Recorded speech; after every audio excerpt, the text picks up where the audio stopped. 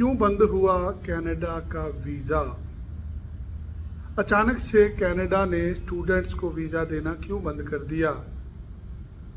आज क्यों अखबारों में आ रहा है कि कैनेडियन एम्बेसी भर भर के वीज़े रिफ्यूज़ कर रही है? ज़्यादातर बच्चों के वीज़े नामंजूर कर दिए जा रहे हैं। क्या कारण है इसके पीछे, आप भी जानना चाहते हैं? कहते हैं ना हिंदी में, पाप का घड़ा एक दिन भर जाता है तो वो टूट जाता है। हर एक चीज का एक समय होता है। यदि कोई नहीं सुधरता तो नतीजे बहुत बुरे होते हैं। हमारे लोग पिछले 10-15 साल से कनाडा में पढ़ने के लिए जा रहे हैं। पढ़ाई के बाद काम करने का वीज़ा लेते हैं, काम करने के बाद पीआर ले लेते हैं। पिछले कुछ समय से लोग सिर्फ काम करने की नीयत से जा रहे थे, जिस वजह से आज वो घड़ा भर के टूट चुका है। क्या हुआ? जब तक कोरोना नहीं था सब कुछ ठीक चल रहा था।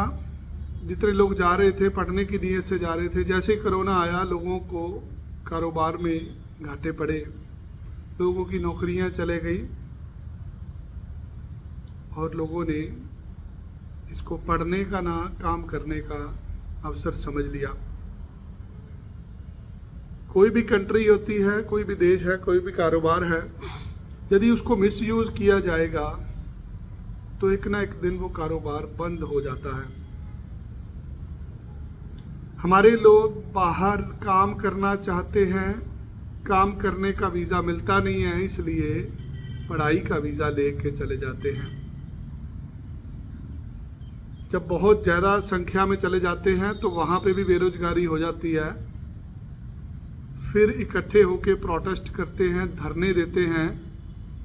हम विदेश में जाके चीज़ों को अपना जन्मसिद्ध अधिकार समझ लेते हैं। कुछ ऐसा ही हुआ। कोविड जैसे ही शुरू हुआ,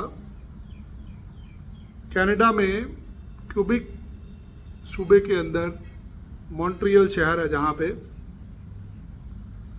वहाँ पे कुछ कॉलेजेस ने धड़ाधड़ एडमिशन देनी शुरू कर दी। क्योंकि प्राइवेट कॉलेज थे, रेगुलेशन थी नहीं गवर्नमेंट की। जिसके पास 100 सीट का प्रावधान था उसने 1000 बच्चे बुला लिए। ना किसी के नंबर देखे गए, ना पढ़ाई में कोई गैप देखा गया, ना ही आइल्स के बैंड देखे गए।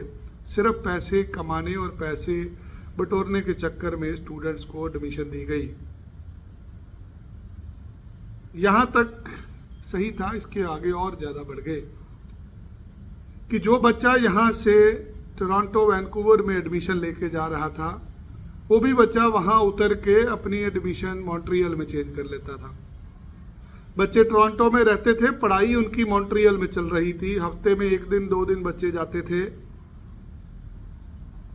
5 से 6 घंटे का सफ़र करके टोरंटो से मॉन्ट्रियल पहुँचते थे गाड़ियों में। 4-4, 5-5 बच्चे के गाड़ी में जाते थे। जाके वहाँ पे 2 दिन रह के 2 दिन सुबह से शाम अपना कोर्स ख़त्म करके अगले दिन वापस आ जाते थे। 2-4 बहुत बड़े भयानक हादसे भी हुए, कार एक्सीडेंट भी हुए, जिसमें स्टूडेंट्स की मृत्यु हो गई। ये वो स्टूडेंट थे जो दिन रात जाग के मॉन्ट्रियल में क्लासें लगाने जाते थे। ये क्लासें लगाने वाला सिस्टम प्राइवेट कॉलेज में था, जहाँ पे हफ्ते में 1 दिन 2 दिन जाके क्लास लगाई जाती थी। चीज़ें यहाँ तक ही सीमित नहीं हुई, उन कॉलेजेस ने भी दबा के एप्लीकेशन लेनी शुरू कर दी। हालात क्या हुए, गवर्नमेंट को 10 कॉलेज सस्पेंड करने पड़े, क्योंकि जो बच्चे कनाडा में पढ़ रहे हैं वो बच्चे रह रहे हैं टोरंटो में, पढ़ाई कर रहे हैं मॉन्ट्रियल में। जब गवर्नमेंट को इन सभी चीज़ों का पता चला तो उन्होंने 10 कॉलेजेस की इंक्वायरी बैठा दी, उनको टेम्पररी तौर पे सस्पेंड कर दिया गया। अब इन कॉलेजों ने करोड़ों रुपए उठाए हुए थे मार्केट से, जिस वजह से वीज़ा बंद हो गया तो कॉलेज के पास भी पैसों की प्रॉब्लम हो गई। इसी दौरान हमारे बच्चों ने नारे लगाने शुरू कर दिए, धरने प्रदर्शन पे आ गए कि कॉलेज बंद हो रहे हैं, कॉलेज सस्पेंड क्यों किए गवर्नमेंट ने। गलती कहीं ना कहीं हमारे अपने अंदर थी। यहाँ तक ही चीज़ें सीमित नहीं हुई। चंडीगढ़ में, दिल्ली में एम्बेसी के बाहर रोष प्रदर्शन शुरू हो गया। कुछ एक दो बच्चों ने सुसाइड भी कर लिया। अखबारों में आया, न्यूज़ में आया, लोग कह रहे हैं साडा हक इत्थे रख। हम इसको अपना हक समझने लग पड़े कि कैनेडियन गवर्नमेंट हमें वीज़े दे। जब ऐसी स्थिति बन गई, रोष प्रदर्शन हुए, धरने हुए, तो कैनेडियन गवर्नमेंट द्वारा और सख्ती की गई, सबको रिफ्यूज़ल देनी शुरू कर दी गई। जब वीज़े नामंजूर हुए उसके बाद कॉलेजों ने पैसे देने बंद कर दिए। इट्स बिटवीन 3 कॉलेजों ने दिवालिया घोषित करके सारे पैसे हजम कर लिए। किसी भी स्टूडेंट को कोई पैसा वापस नहीं मिला। जैसे ही फेडरल गवर्नमेंट के ध्यान में ये चीज़ें आई, गवर्नमेंट द्वारा सभी प्राइवेट कॉलेजों के वर्क परमिट रद्द कर दिए गए, ताजो ना बचा बांस और ना बचेगी बांसुरी। जब बांस ही नहीं बचेगा तो बांसुरी कैसे बजेगी? जब वर्क परमिट ही नहीं रहेगा फिर टोरंटो से कोई भी मॉन्ट्रियल पढ़ने जाने वाला नहीं। खेल खत्म कर दिया गया वहाँ की सरकार द्वारा। जैसे जैसे चीज़ें सामने आती हैं, पड़ताल होती है, तो समझ लगती है कि ये जो लोग हैं ये पढ़ने नहीं आते, ये काम करने आते हैं।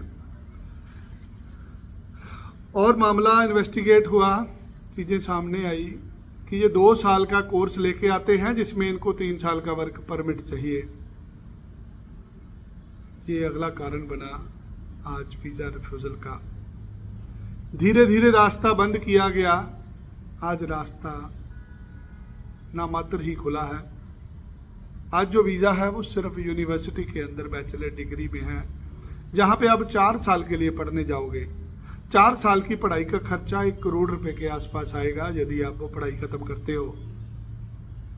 साधारण बच्चा अब कनाडा नहीं जा सकता। आप वहाँ जाके फीसें निकालना चाहते हैं, काम करके घर पे पैसे भेजना चाहते हैं, जो माँ बाप का कर्जा चढ़ गया है उस कर्जे को उतारना चाहते हैं। ये समय निकल चुका है। आपका वीज़ा 2, 4, 5 बार रिफ्यूज़ हो गया है। विनती है कि जब अगली दफ़ा अप्लाई करें तो फीस ना पहले भेज दें, क्योंकि अगर जो फीस भेज दी कल को वो वापस नहीं आती तो बहुत बड़ा सदमा लगेगा। आपके माँ बाप की सारी ज़िंदगी की जमा पूंजी चले जाएगी। ऐसा ही हज़ारों लोगों के साथ हो चुका है। चाहते हैं कि आप ठगे ना जाएं तो पहले पैसे मत दीजिएगा। जो ऑफ़र लेटर पे आप पैसे भेज रहे हैं उसके नीचे रिफ़ंड पॉलिसी होती है, उसको पढ़ लीजिएगा।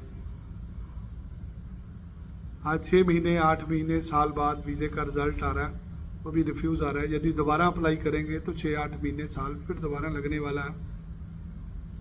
और कोई कॉलेज आपको अगले इनटेक में दाखिला नहीं देने वाला। कॉलेज यही कहेगा कि आप ऑनलाइन पढ़िए। यदि आपने ऑनलाइन पढ़ाई शुरू कर दी तो आपकी द्वारा दी गई फीस कभी भी वापस नहीं आएगी। बतौर एजेंट हमारा ये कारोबार है, हमने तो आपके दाखिले कराने ही हैं, बट बतौर इंसान मैं नहीं चाहता कि किसी भी भारतीय के पैसे खराब हो। इसलिए हम किसी भी कॉलेज में पहले पैसे नहीं देते। हम लेटर ऑफ एक्सेप्टेंस पे आपका केस जमा कराएंगे। आप किसी भी यूनिवर्सिटी में अप्लाई करिए कनाडा की। कनाडा के अंदर 100 से ऊपर यूनिवर्सिटियां हैं। सारी यूनिवर्सिटियां 150, 200, $1000 लेके आपको लेटर ऑफ एक्सेप्टेंस दे देते हैं, जिसके बेस पे आप वीज़ा अप्लाई कर सकते हैं। यदि एक मोटी रकम आप कनाडा भेज देते हैं, कल को पैसे नहीं, वीज़ा नहीं लगता, तो वो पैसे वापस मिलने वाले नहीं आपको। कारण आपको बता दिया गया कि बच्चे पढ़ने नहीं जाना चाहते, बच्चे डिप्लोमा ले रहे हैं, जिस वजह से आज वीज़ा रिफ्यूज़ हो रहा है। समय समय के ऊपर बदलाव होता है। आज बहुत बड़ा बदलाव हुआ है। जब हम कहते हैं कि बंद हो चुका है, मुश्किल हो गया है, तो बच्चे के मन पे चोट लगती है।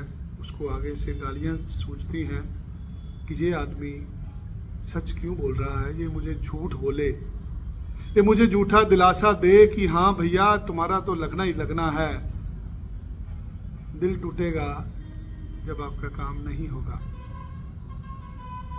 चाहते हैं आपके सपने ज़िंदा रहें, सपने ना मरें, तो आपको सच्चाई को सामना करना है, रियलिटी को फेस करना पड़ेगा। और रियलिटी ये है कि अब आप कनाडा नहीं जा सकते।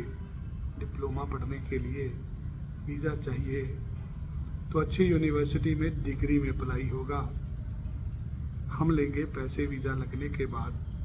आपको भी अप्लाई करना है, किसी भी कॉलेज यूनिवर्सिटी में अप्लाई करिए जहां बैचलर डिग्री पढ़ाई जाती है, और लेटर ऑफ एक्सेप्टेंस पे फाइल डालिएगा। यदि आपने 1 साल की फ़ीस भेज दी और कल को काम नहीं हुआ, तो पैसे वापस लेना एक नई जंग होगी आपके लिए।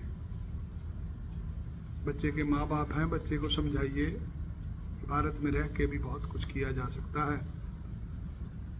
कोई ज़रूरी नहीं है कि कनाडा में ही आपका अच्छा भविष्य है, आप और भी बहुत सारी कंट्रियों में पढ़ने के लिए जा सकते हैं। वीडियो अच्छा लगा शेयर करिएगा, कमेंट बॉक्स में भी बताइएगा और क्या जानना चाहते हैं। धन्यवाद।